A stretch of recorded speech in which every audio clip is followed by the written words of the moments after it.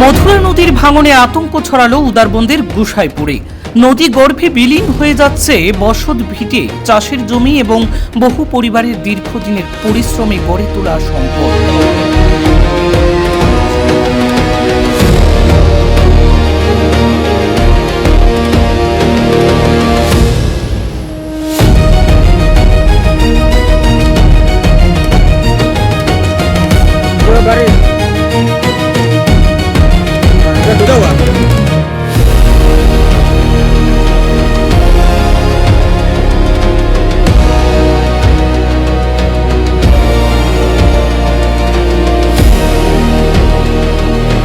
কাছাড় জেলার উদারবন্দ বিধানসভা কেন্দ্রের অন্তর্গত গুসাইপুর তৃতীয় খণ্ড এলাকায় মথুরাপুর নদীর ভয়াবহ ভাঙনে এক প্রকার চরম উদ্বেগ ও আতঙ্কের পরিবেশ তৈরি হয়েছে গোটা এলাকায়।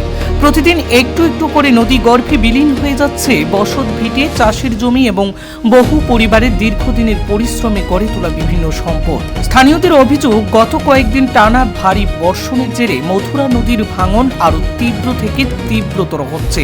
ইতিমধ্যেই একাধিক এলাকা নদী গর্ভে তলিয়ে গেছে এবং আরও বহু বাড়িঘর ও কৃষি জমি ঝুঁকির মুখে পড়ে রয়েছে। এলাকার বাসিন্দা নৃপেন্দ্র রায়, ভোলা দাস, সঞ্জন রায়, শঙ্কু রায় ও নয়নবালা রায় সহ স্থানীয়রা জানান, দীর্ঘদিন ধরেই এই নদী ভাঙনের সমস্যা চললেও স্থানীয় কোনো ব্যক্তি বা প্রশাসন কোনো প্রতিরোধমূলক ব্যবস্থা গ্রহণ করেনি।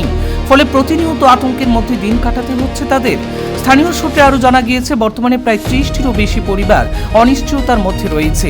যে কোনো সময় আরও বড় ক্ষতির আশঙ্কা করছেন এলাকাবাসীরা। দ্রুত নদী ভাঙন রোধে কার্যকর ব্যবস্থা গ্রহণ করে এবং ক্ষতিগ্রস্ত পরিবারগুলোর পাশে দাঁড়ানোর দাবিও জানিয়েছেন তারা। এদিকে পরিস্থিতি মোকাবেলায় প্রশাসনের দ্রুত হস্তক্ষেপের দাবি উঠেছে বিভিন্ন মহল থেকে। এলাকাবাসীর বক্তব্য, সময় মতো ব্যবস্থা না নেওয়া হলে আগামী দিনে পরিস্থিতি আরও জটিল হয়ে উঠতে পারে।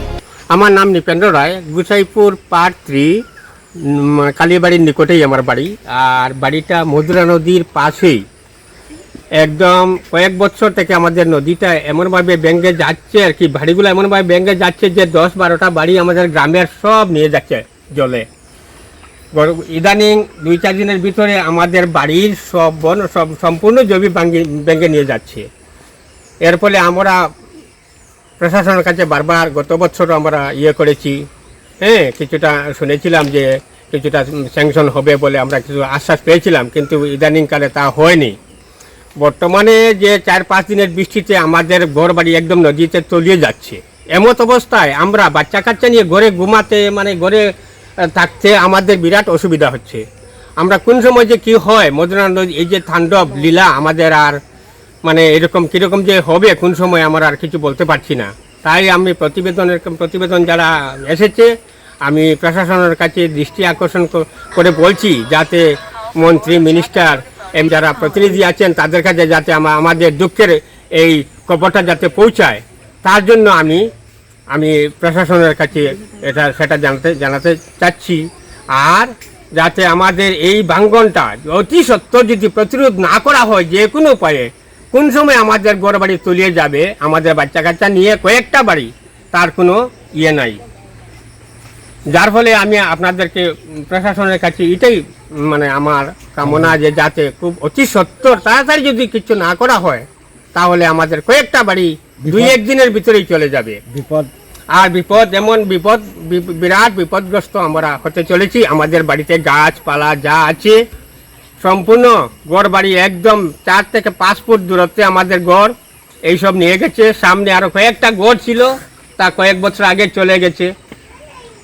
বাড়ির সামনে ছিল 2 বিঘা জমি, প্রায় 2 বিঘা জমি প্রায় শেষ হয়ে যাচ্ছে। এখন আমাদের আর প্রাণের রক্ষা করার কোনো জায়গা নেই। যদি 2-1 দিনের ভিতরে যদি আরও 2-1টা পাটল ধরে, তাহলে আমাদের ঘর সহ নদীতে তলিয়ে যাচ্ছে। আচ্ছা, আপনারা যে এই নদী ভাঙ্গন ব্যাপারে বর্তমান বিধায়ক আমাদের রাজদীপ গোয়ালার মহাশয়ের কাছে কোনো আবেদন করেছেন? বর্তমান বিধায়কের কাছে আমাদের গত বছরের যে স্কিম যেটা গৌহাটিতে পাঠানো হয়েছিল, আমাদের কমিশনার পাঠিয়েছিলেন চিফ সেক্রেটারির কাছে, সেটা আমাদের এখানে কোনো অ্যাপ্রুভ হয়নি বলে আমরা শুনতে পেরেছি। আর যদি আমরা আমাদের বর্তমান বিধায়কের কাছে, আমার মাননীয় রাজদীপ গোয়ালার কাছে আমাদের গত বছরের স্কিমও পাঠিয়েছি। ওনার সঙ্গে ওই এটার ব্যাপারে একটু যোগাযোগ হয়েছে, যদি উনি একটু এটার সঙ্গে একটু দৃষ্টি আকর্ষণ করেন তাহলে হয়তো অতি সত্বর সেটা কাজ হতে পারে, সেটাই আমি চাচ্ছি। আমরা গোসাইপুর পার্ট থেকে কালীবাড়ি রোড, কালী মন্দির সামনে। আমরা এখানে আজকে 7-8 বছর থেকে একটা বাঙ্গন ধরছে। এই বাঙ্গনটা কিন্তু প্রত্যেক বছর এই টাইমে এলে আমরা প্রতিবাদ করতে লাগে, কিন্তু যত বিধায়ক আকু না কেনে এটা কোনো গুরুত্ব দিই না। গত বছর একটা বাঙ্গন ধরছে যে এই বাঙ্গনটায় আমরা গড়ের কিনার থেকে ধরুন 8-10 ফুট কিনার পর্যন্ত আইছে বাঙ্গনটা, তখন প্রতিবাদ করা হয়েছে। আমরা বিধায়কে আনিয়া কয়েকটা পিলার গাড়িছুন, গাড়ার পরে যে শুকনা দিন আইলে আমরা এটা কর্ম আমরা ব্যবস্থা কর্ম করিয়া, তখন পর্যন্ত এটা হয়েছে না। আজকে এক সপ্তাহ তাকিয়া এখানে একটু একটু একটু একটু ভাঙ্গিয়া, গতকালকে রাত্রে একটা গাছ ভাঙ্গিয়া পড়ছে। একটা গড়র প্রায় 7 থেকে 8 ফুট বাকি, আর একটা গড়র 1 ফুট বাকি আছে, গড়টা দড়ি লাগছে। কিন্তু এখানোর গড়র বাচ্চা কাচ্চা যে বড় মানুষ রাত্রে ঘুম চিন্তা নাই। কিন্তু মেইন মারাত্মক মাত হইল যে এই নদী বাঙ্গন থেকে আমরা কালীবাড়ির একটা কালী মন্দির আছে, এখানটা প্রায় 30 ফুট বাকি, প্রায় 30 ফুট বাকি। যে আমরা প্রতিবাদটা হইল যে আমরা উদারবন সার্কেল অফিসার, অথচ ডিসি মহোদয়, অথচ আমরা বিধায়ক যদি মায়া করেন আর কি, যে আমরা এটা লইয়ার দায়িত্ব করেন, যদি পালন করেন, যদি ইমিডিয়েটলি এটা যদি করা হয়, তে আমরা এখানোর জনসাধারণের লাগিয়ে একটু বালা হয় আর কি, এই বলি আমার বক্তব্য। আচ্ছা, কোন কি সমস্যা আপনাদের?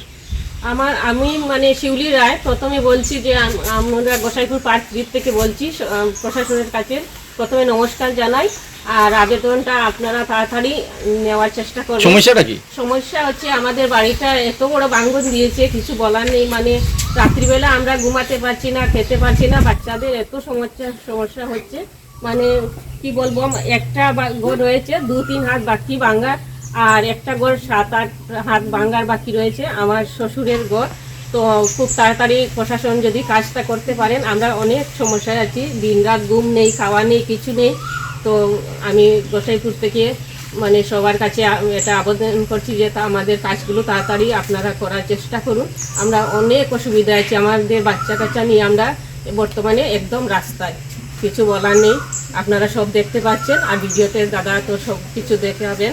আমরা নমস্কার, আমার নাম স্বপ্না বিদ্য।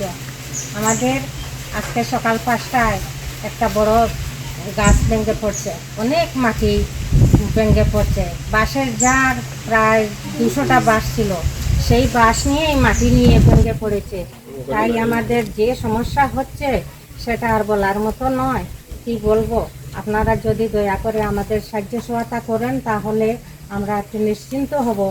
তা বলে আমার বক্তব্য এখানে শেষ করছি। আমি গোসাইপুর তৃতীয় খণ্ড থেকে বলছি। আমাদের এখানে আজ প্রায় 10-15 বছর অবধি এই নদীর ভাঙ্গনটা শুরু হয়েছে। এখানে অনেক ক্ষেতের জমি, অথচ ঘর দরজা অনেকটা এই কয়েক বছরের মধ্যে নদীতে তলিয়ে গেছে, এবং এই বছরও অনেক ভাঙ্গন দিছে। এখন এখানে একটা ঘরে মাত্র 1 হাত বাকি ঘরটা ভাঙ্গিয়া নিয়ে, এবং একটা ঘর পাকা ঘর, এটা প্রায় 8 হাত পরিমাণ দূরে আছে। যেভাবে 2 দিন থেকে ভাঙ্গন দেয় 2 হাত 3 হাত করে ফাটল দিয়া নামছে, এইভাবে যদি আরও 2 দিন ভাঙ্গন দেয় তাইলে এই ঘরটাও ভাঙ্গার আশঙ্কা আছে। তাই আমি প্রশাসনের কাছে বলছি, যদি দয়া করে আমাদের এই নদীর ভাঙ্গনটা প্রতিরোধ করার ব্যবস্থা করেন, তাহলে আমাদের এখানে প্রায় 15-20 পরিবার অনেক উপকৃত হবে। আমি আর বিশেষ কিছু বলতে চাই না। আমার নাম সত্তা বৈদ্য। যাবৎ কয়েক বছর ধরে আমাদের নদীটা ভাঙতে আছে। বাড়িঘর নিয়ে প্রচণ্ড বিশাল ফাটল দিয়েছে বা ভাঙ্গন শুরু হয়েছে। বাড়িঘর বাচ্চা কাচ্চা নিয়ে আমাদের অনেক অসুবিধা হচ্ছে। তাই আমাদের আর কোনো জায়গায় যাওয়ার কোনো সুবিধা নেই। তার জন্য আমরা অনুরোধ রাখছি যে প্রশাসনের কাছে যদি আমাদের দুঃখ বুঝে আমাদের একটু সাহায্য সহায়তা করেন তাহলে আমরা একটু শান্তি পাবো। আর কাজটা দেরি করলে হবে না, আর অতি সত্য করতে হবে। এই বর্ষার সিজনে বছরে বছরে আমাদের অশান্তি সৃষ্টি হয়, রাত্রে ঘুম নিদ্রা নেই, আর গরু ছাগল সব বেসে যাচ্ছে, বাড়ি ঘর গাছপালা, তার জন্য আমাদের অসুবিধা হচ্ছে।